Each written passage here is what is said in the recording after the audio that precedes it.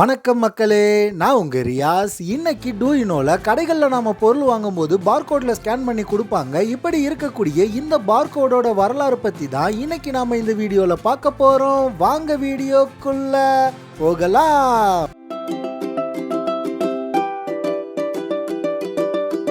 பார்கோடுக்கு தமிழ்ல பட்டைக்குறி அப்படின்னு சொல்றாங்க. பெரிய பெரிய கடைகள்ல போய் நாம பொருள் வாங்கும்போது அந்த பொருட்கள்ல பார்கோட ஸ்கேன் பண்ணி தான் நமக்கு கொடுப்பாங்க. இப்படி நாம வாங்கக்கூடிய எல்லா பொருட்கள்லயும் இந்த பார்கோட் அப்படின்றது ரொம்பவுமே அத்தியாவசியமா நீங்காத இடம் பிடிச்சிருக்கு. இப்போ எல்லா பொருட்கள்லயும் இருக்கக்கூடிய இந்த பார்கோட் அப்படின்றது முதலா அமெரிக்கால இருக்கக்கூடிய ரயில் பெட்டிகளை அடையாளம் கண்டுபிடிக்க தான் யூஸ் ஆச்சு. அந்த டைம்ல இந்த பார்கோட் அப்படின்றது அவ்வளவு ஃபேமஸ்லாம் கிடையாது. ஆனா சூப்பர் மார்க்கெட்ல டெய்லி நாம வாங்கக்கூடிய பொருட்கள்ல இந்த பார்கோட பிரிண்ட் பண்ணதுக்கு அப்புறமா தான் இந்த பார்கோட் அப்படின்றது வெளி உலகத்துக்கு ரொம்பவுமே ஃபேமஸ் ஆச்சு. ரிக்லெஸ் ஜூசி ஃப்ரூட் கம் அப்படின்ற இந்த பாக்கெட் தான் பார்கோட் ஸ்கேனர் மிஷினை யூஸ் பண்ணி ஃபர்ஸ்டா ஸ்கேன் செய்யப்பட்ட பொருள். இந்த ஈவென்ட் அப்படின்றது 1974ஆம் ஆண்டு அமெரிக்கால இருக்கக்கூடிய ட்ராய் நகரத்துல இருக்கக்கூடிய ஒரு சூப்பர் மார்க்கெட்ல தான் இந்த வரலாற்று சிறப்புமிக்க செயல் நடந்துச்சு.